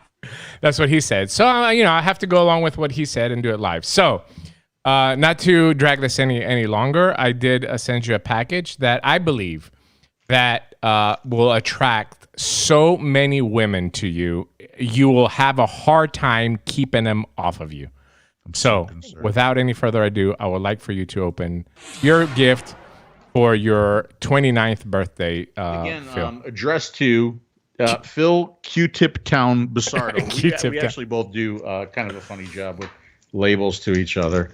I'm so concerned about what this might be. Oh, God.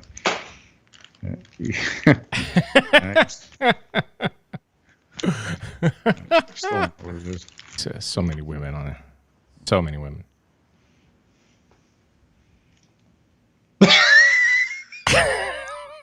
Close to the camera.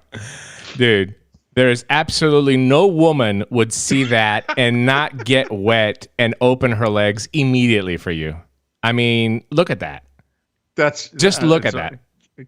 You know, I might have to want to wear this before porn just to get myself in the mood. Right? I just look down there and be like, oh yeah, look at that. It's just... Is this payback for the Taste Your Juice thong? Which by the way, I did find that thong the other day. Did you really? Yeah, believe it or not. Yeah, I was actually thinking about it, what to do with it. But I mean, me holding your junk is just a way of, once again showing, how sensitive I am in our relationship, and that will definitely, any woman that sees that, I mean, how can she resist at that point? By the way, I appreciate you holding your arms out that far to hold on to my junk. I know. It wasn't very accurate. Hey, listen, Larry, just keep in mind, the next time you see me, this could be going on underneath my my shorts. That could be happening. Just to let you know. Man, I thought about telling you to wear it, and but then I thought about it again. But anyway, that would mark the second time I've held your penis, by the way. If you take France out of the question as well, too. But I hope you wear that proudly, and I hope it brings many, many, many, many, many nights of hot, steamy sex for you. Oh, I'm sure it will. And happy birthday to you. I'm sure. I'm trying to think about where I could take photos of myself and post it now without going to jail or Why? There's nothing wrong with that. I mean, it's just nice. Just You know what? Because I do bike ride a lot, and they wear those tight shorts. Yeah. Absolutely. I mean, I could probably get away with that. If you wear that in public, literally you will have an army of women chasing you. I mean, you won't be able. You'd have to call the police to protect you. Maybe I'll wear this to the next trivia night. Yeah, that's nice. That's a good idea. You should wear. That would definitely be the talk of trivia. Is that Rip Trippers on Phil's shirt?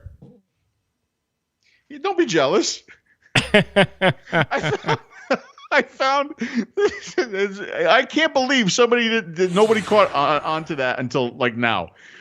This actually came from Rochester with a shipment, and this actually wrapped stuff up. And I forgot that he gave this to me when I did that show in California with him. And yeah, I know, like everybody's got to be like super jealous of that shirt right there. Look at that. What does it say on the bottom? It says, gotta have my 2%. What that means. But yeah, you should wear that. The underwear that I sent you. The underwear. You're never gonna get laid ever.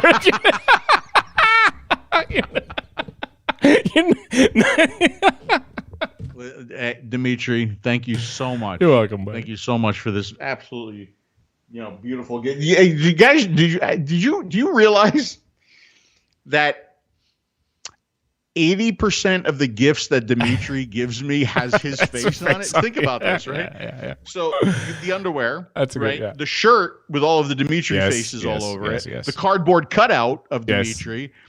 Even when he's not here, he surrounds me.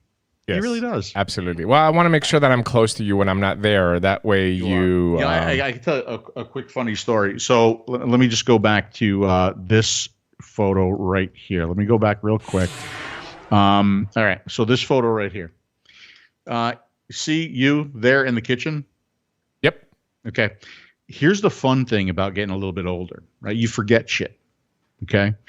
So I set Dimitri up in the kitchen. 90 seconds. And I take the picture of Dimitri with the gift that he gave me. Then I come into my office. I did a little bit of work. Right? I was in here for like maybe a half an hour, 45 minutes. I go back out into the kitchen, forgetting that I put the Dimitri cardboard cutout there. Scared the fucking shit out of me. I'm like, oh! And it was. I'm like, oh yeah, that's right. I put that there. That's what happens when you get old, man. That's what happens when you get old. Well, anyway, I hope you wear them and enjoy them. And oh my god, way to take. Did Dimi get your size right? Yes, of course I did. I mean, he can. It'll look good on him. It's black. It's got my face on it. It's gonna look good on him. Do you want me to try them on? I don't mind. I mean, you gonna do it live? You gonna do it live? Yeah, I can't change into them live, but. I'd be willing to come out with them. Maybe we'll do that on a future show. How about that? Okay. All right. We'll save that. We'll save that one. It's like the teaser for the next That's the show. teaser. Yeah. That'll get people to sign on. That'll give us views to say vaping.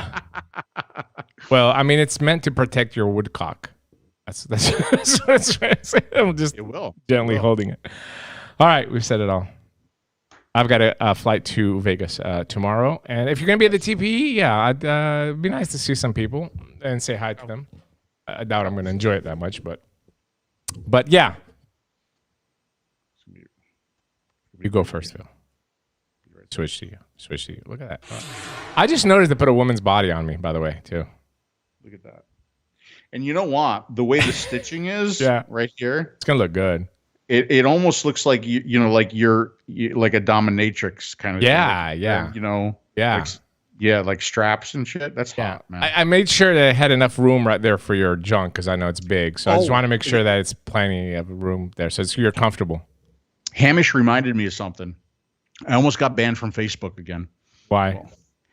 Because remember that post that I put on my page about that girl that tried to friend me, the model, that's like the scam that's going on. Yeah.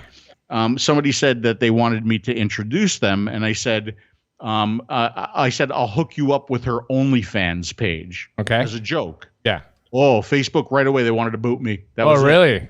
Because they thought you were promoting. You can't mention OnlyFans on Facebook, I guess. Yeah, they thought that you were trying to promote your OnlyFans. That's crazy. That's crazy. Anyway, final words from you, Phil. Let's go. Do I need any final words with this? I don't think I do. I will say thank everybody very much for tuning in tonight. Good to have you back, Dimitri. Please travel safe and take photos of all of those disposables. I'm sure there's going to be a couple of them there. I can't wait to see them all. Really. I'm gonna load up. I'm going with a friend of mine from Chattanooga, and he vapes the Enjoy. He likes that. Just he buys it from the gas station. He likes it's a good product, and I've got all this stuff inside here. I was like, here, pick whatever you want. It's just that he's a real estate agent. He's busy all the time. He just likes the convenience of it.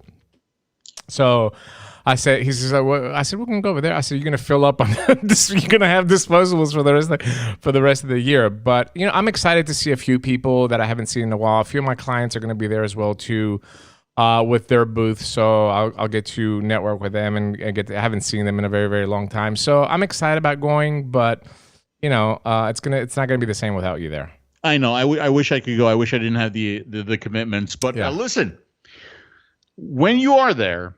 And when you are talking to all of those disposable companies, please let them know that Watermelon Peach, the #1 best-selling flavor in the unsalted line, is available for their disposables. Absolutely. Please let them know that. Okay? Absolutely. All right, guys. Thank you very much. We'll be back next Tuesday night for the final episode before I go to Greece. So we're going to be taking a break for a few weeks. So tune in next Tuesday night. We don't know what we're going to do. Maybe DP show, maybe Smoker show, but we will be here next Tuesday night at 9 p.m. Eastern. Until then, everybody have a wonderful evening. By the way, our album is dropping soon. Check it out. Oh, yeah.